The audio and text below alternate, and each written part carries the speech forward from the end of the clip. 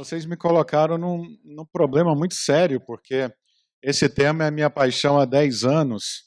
Eu conseguiria ficar o dia inteiro falando sobre isso, porque eu fui atraído por isso pela questão jurídica.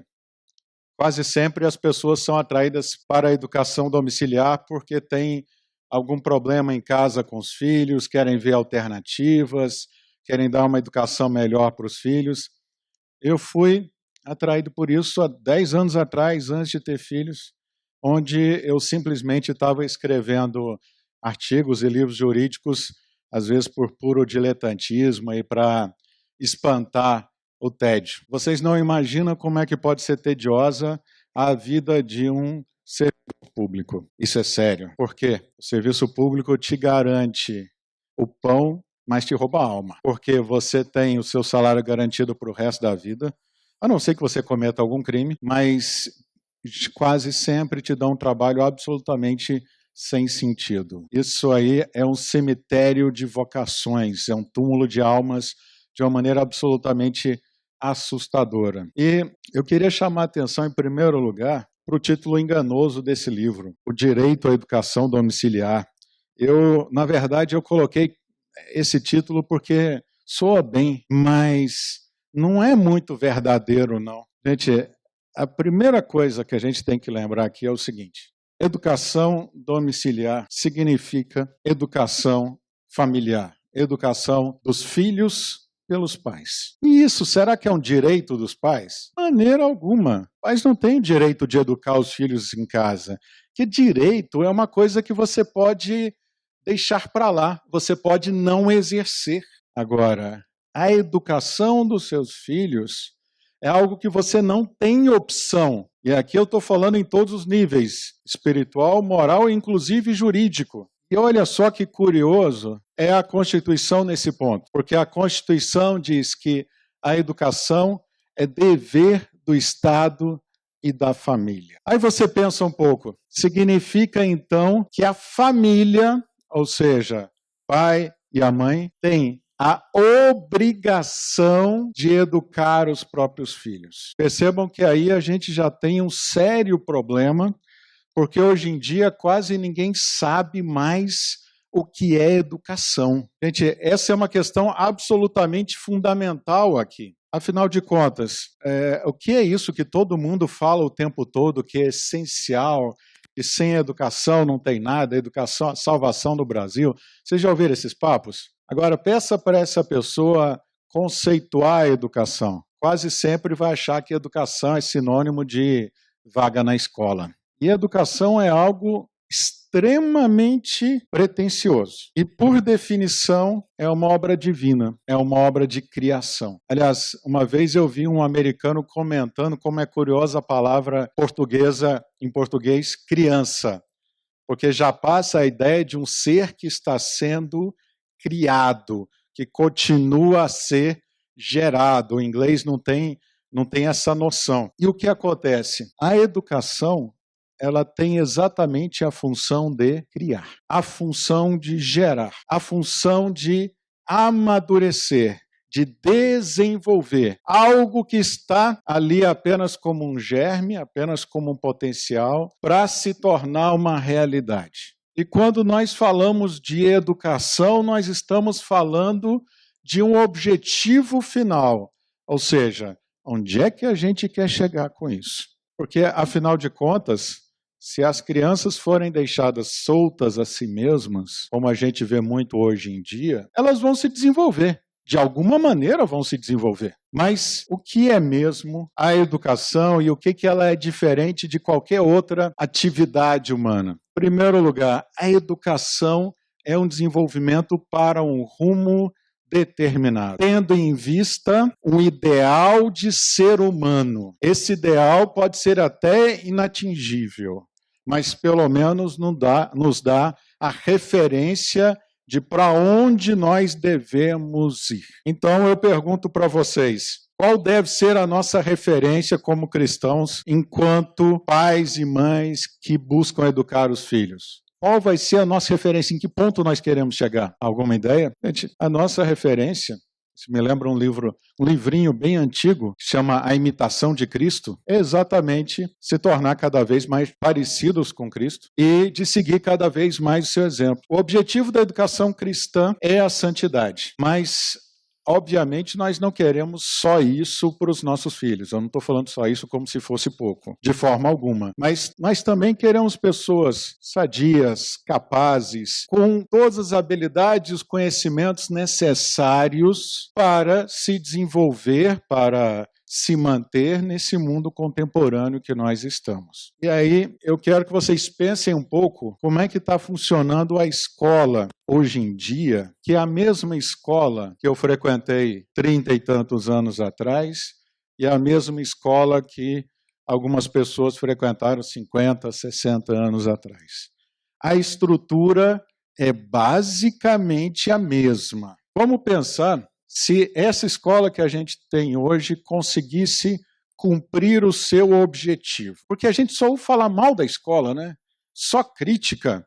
Não, vamos falar bem da escola. Vamos pensar numa escola que cumpre os seus objetivos. Para que ela foi feita? Para que existe a escolarização de massas? Vamos lá. Você fica 14 anos num sistema de escolarização obrigatória. Aliás, no meu livro eu explico que o sistema é de educação obrigatória, não de escolarização obrigatória. Mas, apenas em termos de raciocínio, vamos imaginar que seja escolarização. 14 anos. E o que você aprende nesses 14 anos? Aí você pode começar a pensar nas coisas, óbvio. Você aprende português, matemática, inglês, física, química. Sério, eu odeio exatas com todas as minhas forças. E quando eu estava no segundo grau, na minha época eu falava segundo grau, tá bom? Quando eu estava no segundo grau, lá na década de 90, lá no interior de Minas, tem algum mineiro aí? Lá no interior de Minas, eu odiava física, química, matemática e tinha uma certa aversão à biologia também.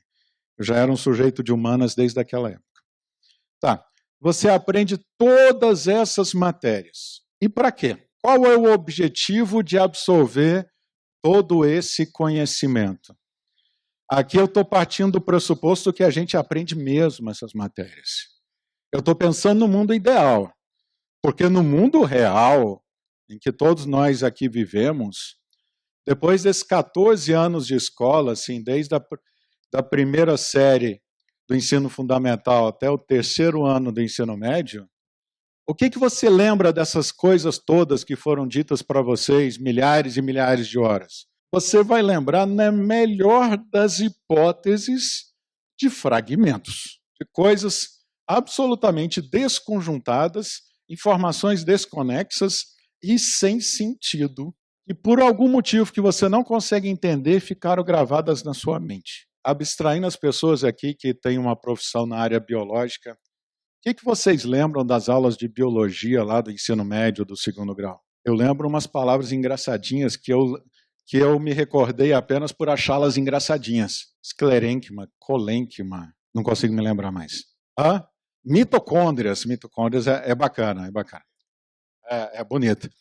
E, gente, eu nem sei o que é esclerênquima e colênquima, para dizer a verdade. Mas eu me lembro porque eu achei esquisito.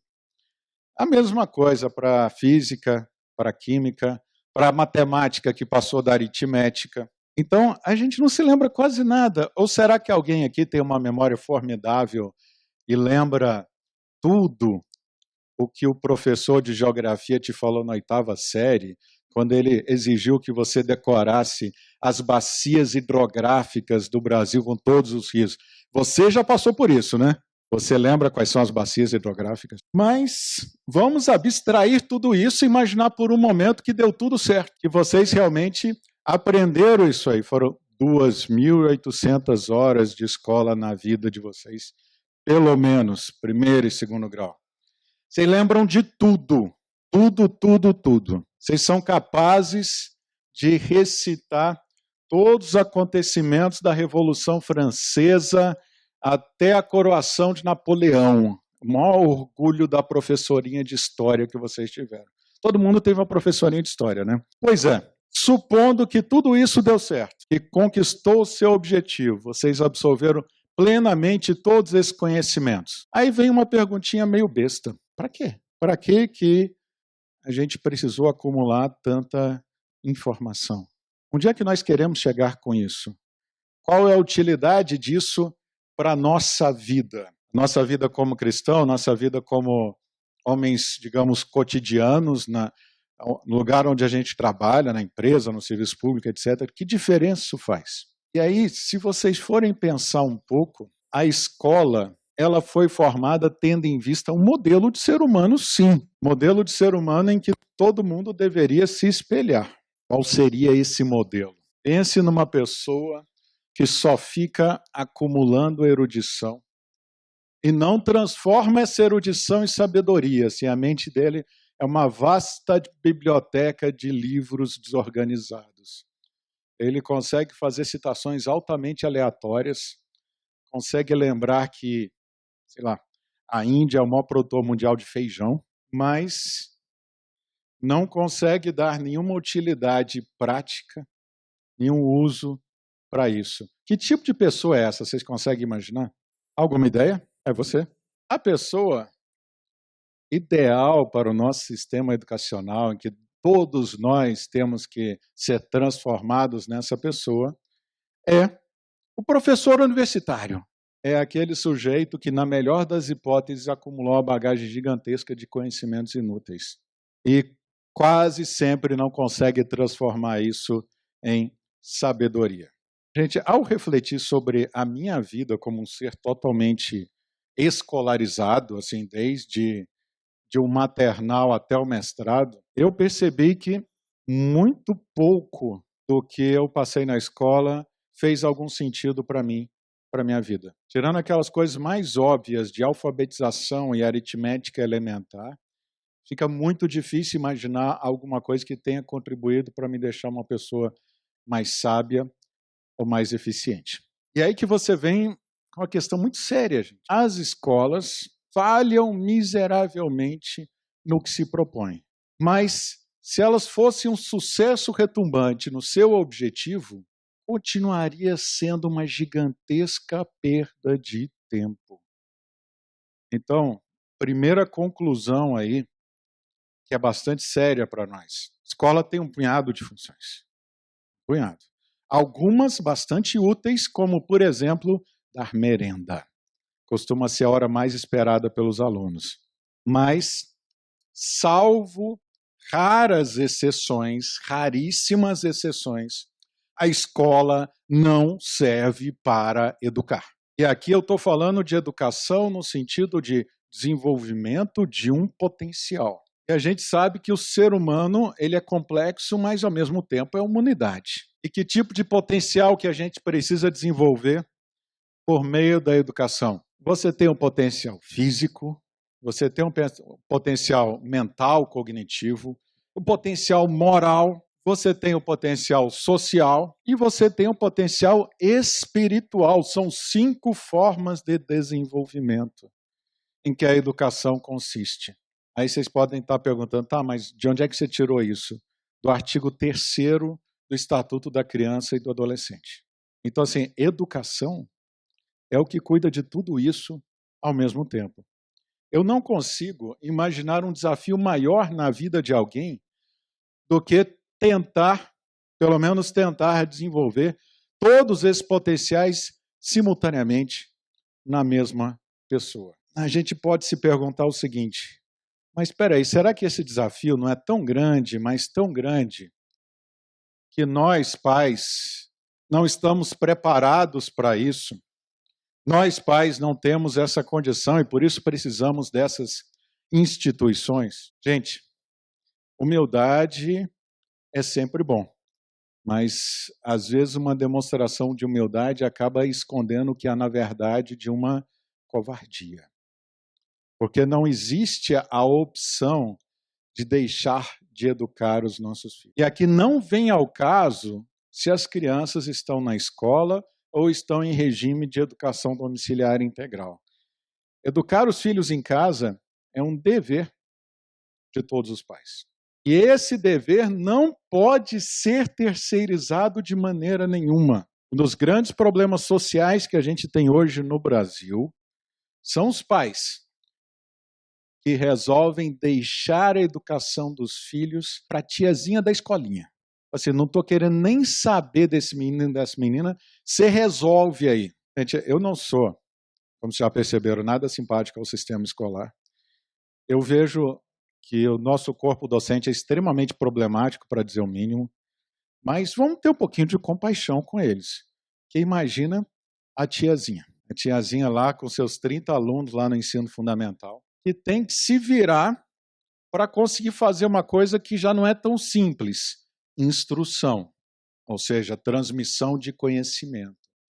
Aí todo mundo chega para essa tiazinha, e aqui eu digo especialmente a nossa elite intelectual e os pais dos alunos, e dizem assim: não, titia, eu ainda quero descobrir como é que passaram a chamar professor de ensino fundamental de titio e titia.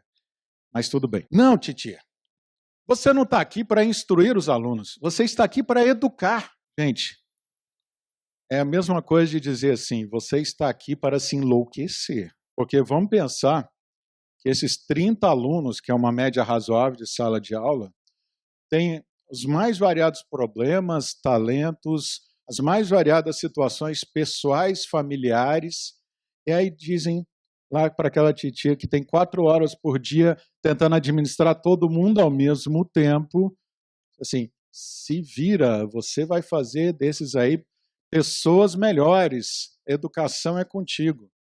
Gente, não podemos confundir as coisas.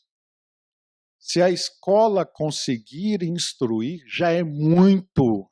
Pretender que a escola eduque é algo assim, fora de qualquer viabilidade, gente, não tem a mínima condição. Tem até um livrinho bem bacana, que uma pena que a Monegismo ainda não publicou, foi uma edição pessoal do autor. Ô, Felipe Sabino, recado para você. Chama Professor Não é Educador. O nome do autor é Armindo Moreira, em que ele demonstra de uma forma bastante simples em que não é humanamente possível que o professor se torne educador. Aí você fala assim, mas eu conheço cada história linda assim, de alunos que foram transformados pelos professores, que se tornaram assim, pessoas melhores graças a isso. Aí eu assim, também conheço, as histórias viraram filmes e são muito bonitas. E exatamente por terem virado filmes é que demonstram tanto que são raras. Essas coisas acontecem, mas está muito, muito longe de ser a regra. Tá bom. E aí, quem aqui faz direito ou é formado em direito? Ok. Artigo 1634, inciso 1º do Código Civil. Alguém sabe o que diz esse artigo e inciso?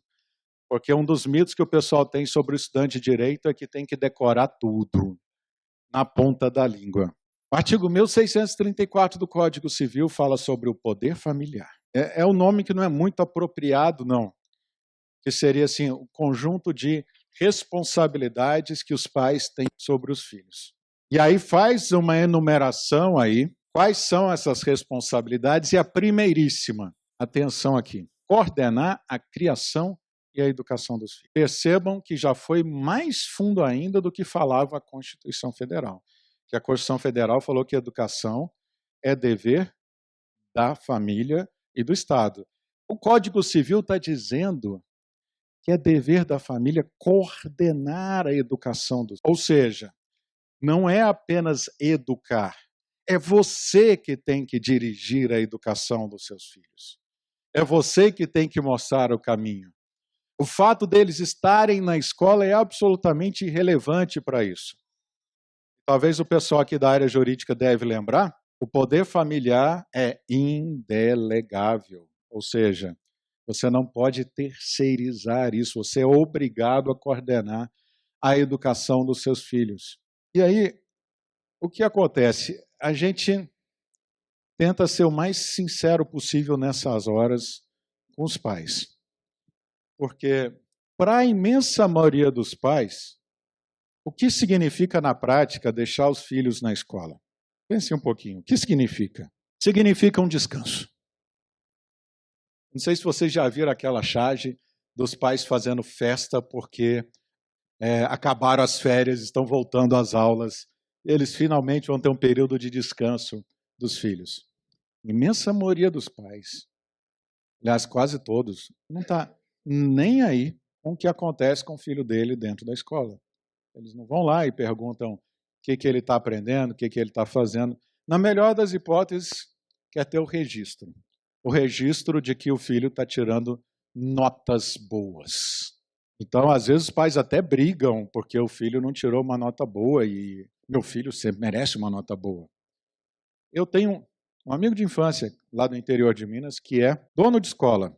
Ele me disse uma vez, eu nunca vi um pai chegar para mim e reclamar que o filho tirou uma nota acima do que ele merecia. Então, o que eu fui aprendendo nesses 10 anos na Associação Nacional de Educação Domiciliar e sempre preocupado com a questão educacional? Que todo esse papo de educação no Brasil é muita retórica. Na imensa maioria das vezes a gente finge se preocupar com isso, mas quase ninguém se importa com a educação dos próprios filhos. Então, a primeira mensagem aqui é que ninguém é obrigado a tirar os filhos da escola, mas todos são obrigados a educar. E mais do que isso, a coordenar a educação dos filhos. Muitas famílias chegaram à conclusão de que não dá para educar os filhos e deixá-los na escola ao mesmo tempo. E aí eu vou falar um pouquinho de história para vocês. Quem é que gosta de história aqui? Opa, tem uma galera. A educação domiciliar não tinha esse nome, mas durante o século XIX, no Segundo Império, a educação domiciliar era abertamente praticada, inclusive você tinha anúncios de jornais de preceptores, professores particulares, tutores, tinha um verdadeiro mercado de educação domiciliar bem aberto durante o Império. E era muito comum, mesmo já no início da República, nas primeiras décadas da República, que as crianças fossem alfabetizadas em casa, seja pelos pais, por outro parente ou por um professor contratado. Se vocês perguntarem para as pessoas com mais de 70 anos, existe uma grande chance elas disserem para vocês que foram alfabetizadas em casa. Isso era bastante comum. E aí veio a República. Qual que era o grande desafio lá da República Velha que começou com o Deodoro da Fonseca? Era se firmar como uma instância de poder. Não era só poder político, era um poder absoluto, moral, espiritual sobre as pessoas. E para isso, a República precisaria atacar frontalmente os dois grandes poderes que eram paralelos ao poder do monarca durante o Império. Vocês conseguem imaginar que poderes eram esses? Duas instituições que eram muito poderosas. As duas instituições muito poderosas no século XIX eram a família e a igreja. E percebam, o que a República queria era trazer a lealdade dos cidadãos para o Estado, tirar essa lealdade da família. Tanto que, se você for pesquisar alguns filósofos que influenciaram a República, vocês vão ver, inclusive, o termo religião civil, que é uma religião de adoração ao Estado. A gente não chega ao cúmulo de fazer altares por Estado, mas, de certa forma, essa religião civil está muito bem instalada no Brasil. Porque o que as pessoas esperam do Estado? Que ele seja onisciente, onipotente e onipresente. Ele quer que o Estado sempre esteja aqui para resolver os nossos problemas, como se fosse a encarnação terrena do Pai Celestial. Ok, para quem quiser saber sobre aquele período do Império, que é muito interessante em termos de educação, eu sugiro um livro bem bacana chamado A Casa e Seus Mestres, feito por uma pesquisadora lá do Rio de Janeiro, em que ela foi atrás das fontes primárias, viu os jornais, os relatos. Era muito interessante o que tinha naquela época. E aí, a educação domiciliar no Brasil naufragou por conta do projeto republicano. Projeto republicano de criar o quê? Cidadãos. Se você perguntar para qualquer professor qual a grande função da escola hoje, a imensa maioria vai falar que a escola serve para quê? Para formar cidadãos. Gente, isso aí se tornou um dogma. É assustador ver a quantidade de pessoas que seriam esclarecidas em tese repetir isso sem nenhum juízo crítico. Aquele mantra de todo mundo na escola, sem escola não há salvação, é mais ou menos isso que eles dizem. Isso é repetido para todo lado. E quando eu tive em setembro no STF, num dos dias mais deprimentes da minha vida, que foi o julgamento da nossa ação lá pelo STF, eu ouvi que seriam as grandes autoridades jurídicas do país falar bobagem atrás de bobagem sobre educação. Eles não tinham conhecimento nenhum, mas destilavam ódio contra as famílias e uma adoração à escola. O ministro chegou a dizer que não importa se a família pode educar melhor que a escola é imprescindível. A escola, o ministro chegou a dizer, ela é cláusula pétrea da Constituição, não sei de onde é que ele tirou isso, baseada no ideal republicano. Foi um ato falho, porque é baseado no ideal republicano mesmo. Só não é cláusula pétrea. Nenhum lugar da Constituição diz que a educação é função da escola. Nenhum. E aí, mais de um século depois, aliás, quase 130 anos depois de proclamada a República, tem muita gente que quer voltar à monarquia. Vocês conhecem esse movimento monarquista? É um pessoal que eu acho, no mínimo, curioso, porque se voltar à monarquia, quem mais vai ganhar são as revistas de fofoca. O Marquês teve um caso com a Duquesa, o escândalo dos tabloides, essas coisas todas. Mas, tirando essa parte caricatural, está na hora da gente se perguntar o seguinte: esse projeto republicano deu certo? Será que ele realmente conseguiu formar cidadãos? Conseguiu formar pessoas melhores do que a gente tinha antes? Eu desconfio que o projeto republicano falhou miseravelmente. Porque, pense um pouquinho, será que nós, brasileiros, somos, em média, cidadãos? Quantas pessoas que vocês conhecem, por exemplo, se envolvem em trabalho voluntário? Quantas pessoas que fazem algum tipo de caridade que não estão vinculadas a igrejas? Esse é um detalhe importante. Quase toda a caridade que a gente vê por aí é vinculada a alguma igreja. Quantas as pessoas que realmente estão participando ativamente da vida pública sem ter em vista o interesse pessoal? Será que nós conseguimos mesmo essa ambição de formar cidadãos? E o que várias famílias concluíram é que não, que a República falhou nesse ponto. Não estamos formando cidadãos. Mas, mesmo que tivesse conseguido nesse ponto, não é para isso que serve a educação. Lembrando para vocês, a educação serve para levar o ser humano aos patamares mais elevados de desenvolvimento moral, material, espiritual, mental e físico. E isso aí é uma ambição muito grande, que só com a ajuda de Deus que a gente consegue mesmo. E é bastante curioso que quase todo mundo no Brasil que faz educação domiciliar, são cerca de 7.500 famílias que fazem integralmente educação domiciliar, são cristãos. Porque você percebe que a gente, ao colocar os filhos na escola, corre um sério risco de fazer uma barganha com o demônio.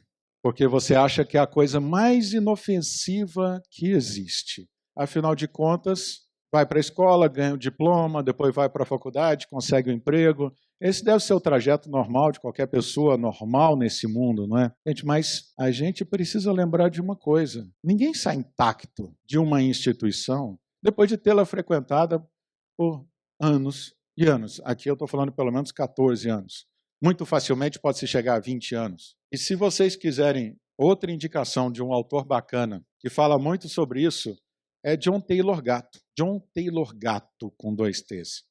Um professor americano do estado de Nova York, ganhou o prêmio de melhor professor do estado. Em 1991, foi fazer o discurso dele para receber o prêmio, e em vez de agradecer, ele fez uma grave denúncia do que a escola estava fazendo com as pessoas. Porque existem hábitos muito profundos que foram inculcados em nós pela escola. E até hoje nós repetimos isso sem saber exatamente o que fazer. Pense um pouquinho, aquela informação que você não sabe para que serve, que não tem um sentido determinado para a sua vida, que você tem que fazer Sob qual argumento que você tem que passar por isso? Basicamente, o argumento é para passar na prova. Eu me lembro claramente de uma professora do primeiro grau minha que disse raivosamente isso a um aluno que a questionou. Foi bastante sincero. Ora, existe outro ambiente em que você lida com informações que não tem muito sentido, em que você faz isso só para cumprir tabela, e esse outro ambiente é a burocracia. A escola treina as pessoas para serem burocratas, para cumprirem o seu papel, sabe, aquele quadradinho dentro do fluxograma, sem saber exatamente do que se trata, sem saber exatamente o que estão fazendo. Tanto que quanto mais tempo alguém passa no sistema escolar, maior vai ser a probabilidade do sujeito se tornar um burocrata. Aliás, muitas das vezes é o sonho dessa pessoa. Tipo assim, sonho da minha vida é nunca mais ter incômodo na vida. Como se passar no concurso público resolvesse todos os problemas de alguém. Gente, eu poderia ficar aqui horas e horas falando sobre isso, mas eu acho que o meu tempo já está se esgotando. E eu vou falar assim, bem rapidamente, como é que está a nossa situação jurídica hoje e abrir para perguntas. A Associação Nacional de Educação Domiciliar foi fundada em 2010 e desde então representa nacionalmente as famílias que educam em casa. Eu sou diretor jurídico, a gente vai completar 8 anos agora, no dia 22 de dezembro. Nosso grande desafio se completou agora em setembro, com o julgamento de um recurso extraordinário pelo Supremo Tribunal Federal, que, como eu disse, foi uma das piores experiências da minha vida. Não tanto pelo resultado, mas pelo que eu fui obrigado a ouvir 5 horas seguidas de bobagens e bobagens, e ministro acusando a educação domiciliar de ser responsável pelo crescimento da violência doméstica no país. Umas coisas totalmente sem propósito, implicitamente chamou os pais de estupradores e por aí vai. Diz que a escola serve para proteger os filhos dos pais. É um negócio horroroso. Para mim, teve uma grande lição aquele julgamento. Para mim, foi a queda dos ídolos. No meio jurídico, a gente tende a ter em alta conta esse ministro do STF. Mas quando eu os vi falando de coisas que absolutamente não conheciam, sem ter se dado ao trabalho de se preparar para isso, nós apresentamos toda a fundamentação, toda a documentação. E se eles quisessem, eles teriam lido. Eu inclusive, dei um exemplar desse livro para cada ministro. E aí eu descobri uma coisa. Algumas pessoas têm medo de nós. Acho que ninguém leu. Nenhum ministro leu, porque a questão aqui não é argumentação. A questão aqui é quem tem maior poder de pressão.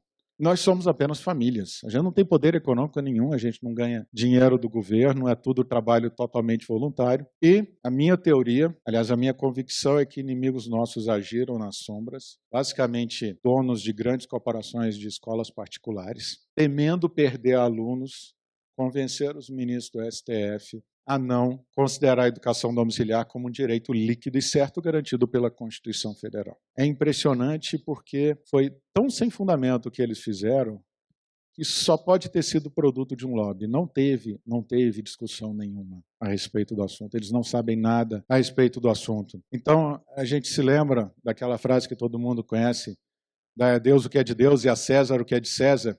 Bem, eles são Césares, e para eles eu não dou mais um pingo de respeito. E o que eles decidiram no final das contas? Depois de uma sessão muito tumultuada, inclusive com várias ameaças de colocar na ilegalidade todas as famílias, de mandar prender, teve 2 ministros que foram muito agressivos. Estou curioso com os nomes, Lewandowski e Fux. Muito agressivos, uma agressividade que a gente não entendeu, inclusive. Decidiram, no final das contas, que a Constituição não garante o direito à educação domiciliar, mas também não proíbe. Ou seja, que está permitido pela Constituição. Então, se depois que eu me refiz da experiência atordoante de ouvir bobagem 5 horas seguidas, eu percebi que o resultado não foi tão ruim, porque a gente teve muitos inimigos pedindo por STF declarar que a educação domiciliar é inconstitucional. Aí a gente ia ter que partir para a desobediência civil ou para a fuga para o Paraguai. O Paraguai permite, para vocês verem. O que aconteceu? O STF declarou que é constitucional, que a Constituição permite, mas não garante. Aí vem a sutileza, que para garantir esse direito precisaria de uma lei específica para isso. E foi engraçado que eu fiquei arrasado mesmo, aquilo assim, meio que desabafando com vocês. E aí eu saí de lá, acabado. Aí no dia seguinte teve um jantar de famílias lá em Brasília, me chamaram. E aí eu percebi um clima leve, tranquilo. E aí que eu me dei conta, ninguém conseguia mais levar o STF a sério. E aí na hora do retrato, todo mundo lá, em vez de falar olha o passarinho, alguém falou Fux, e todo mundo riu. Então, a gente passou a se organizar ainda mais.